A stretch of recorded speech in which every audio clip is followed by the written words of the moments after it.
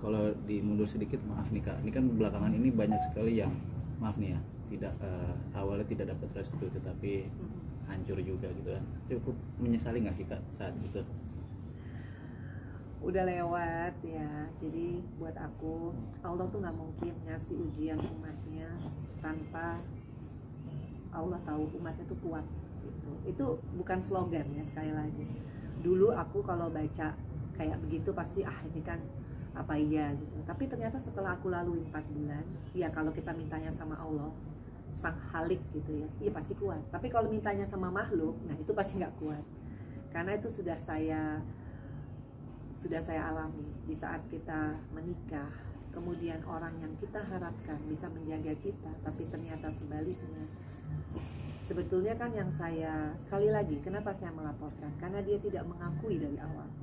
Tapi kalau dia mengakui dari awal, tentunya saya akan bercerai pasti, tapi baik-baik, nggak perlu dilaporin. Tapi kan tidak semua orang secara gentleman mau mengakui. Kemudian yang kedua, kita mundur lagi, restoratif justice. Sudah saya penuhi, tapi pada saat itu Ferry tidak menggunakan dengan baik. Padahal dia sendiri yang mengirim surat kepada Kapolda Jawa Timur pakai tulisan tangan bahwa dia meminta dari restoratif justice. Saya penuhi dan dia tidak memenuhi, tidak menggunakan, tidak memanfaatkan. Ya, itu udah di luar kewenangan aku. Kalau mau tahu isunya kenapa tidak mau memanfaatkan, mungkin bisa tanya orangnya. Dan alhamdulillahnya meskipun di Polda tidak ada CCTV, di waktu kasus restoratif justice tuh di dalam ruangan ya, dalam ruangannya ruangan private, bukan, dalam ruangan mediasi itu kan di dalam memang tidak ada CCTV, tapi kan di luarnya ada. Itu kan bisa kelihatan yang katanya saya mengintimidasi. Bagaimana caranya mengintimidasi? Orang dia keluarnya jadi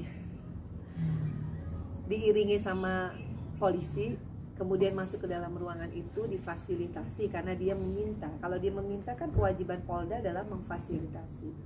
Jadi bukan hanya saya berdua doang, ada 3 di sana. Ada 3 polisi di sana. Itu saksi. Mereka melihat gitu. Jadi kalau itu tidak tercapai ya bisa dijawab sendiri. Meminta restoratif justice tapi tidak dimanfaatkan dengan baik. Itu salahnya siapa? Jadi saya juga nggak bisa jawab. Sampai akhirnya P21. Setelah P21 artinya apa? Persidangan bukan? Di persidangan pun kan tidak mengakui. Sampai akhirnya pledoi. Pledoi tidak mengakui. Ya itu hak kan. Tapi hak aku juga. Karena ini negara hukum, kita punya hak dan kewajiban yang sama. Artinya ya kita fight di pengadilan.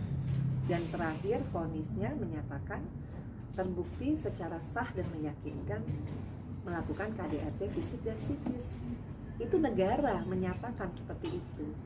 Jadi kalau balik-balik lagi, kalau tidak bisa menerima putusan ya harusnya ada banding. Kalau memang masih dipikirkan ya kita lihat aja. Gitu. Tapi buat saya sih, saya selalu bersyukur apapun di stage ini, bukan stage yang mudah ya, 4 bulan penuh dengan perjuangan, tapi saya masih dikasih Allah sehat, masih dikasih Allah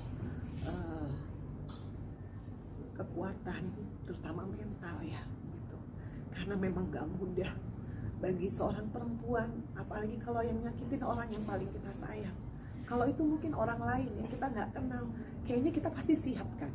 Misalkan kita menghadapi penjahat gitu, pastilah kita siap.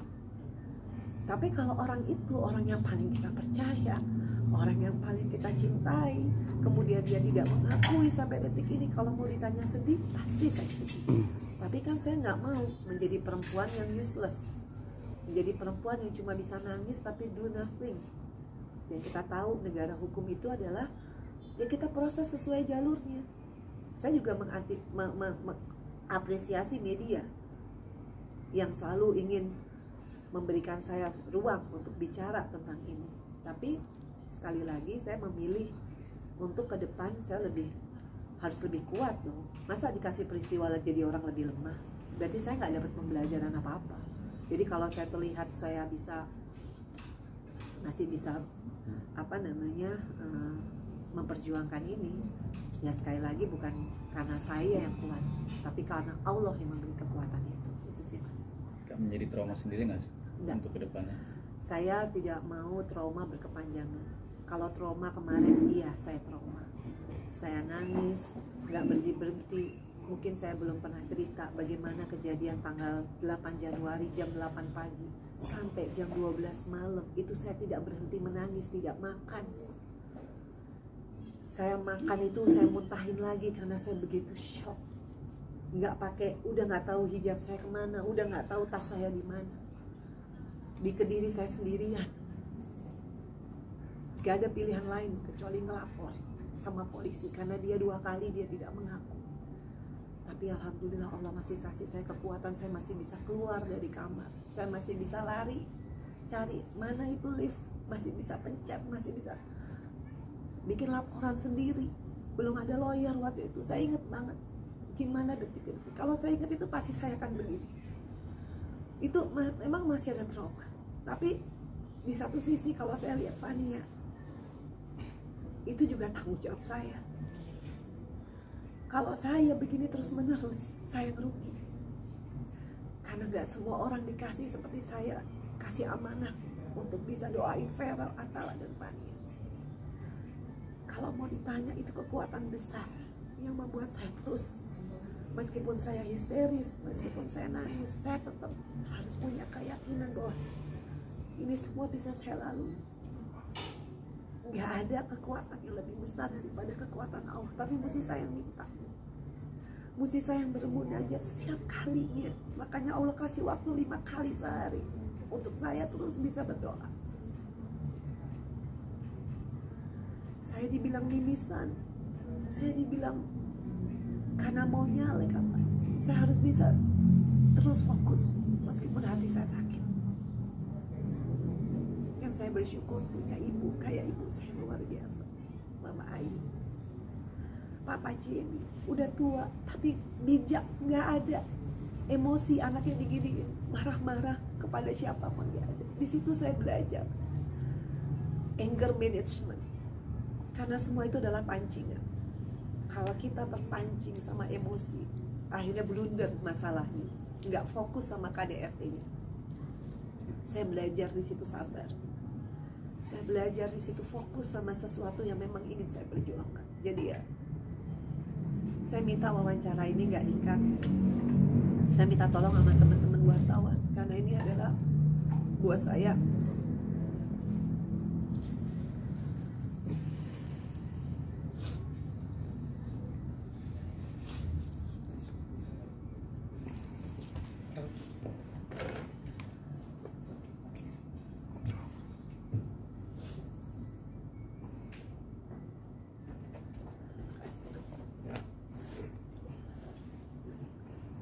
saya minta tolong itu aja Mas, tolong wawancara saya ini jangan dipotong. Itu supaya bisa kasih masyarakat juga, khususnya kaum perempuan, supaya bisa lebih yakin gitu sama apa yang diperjuangkan. Nggak perlu takut lah, yang namanya cyber dari manusia tuh nggak perlu takut. Itu sih Mas. Nah, pas waktu kemarin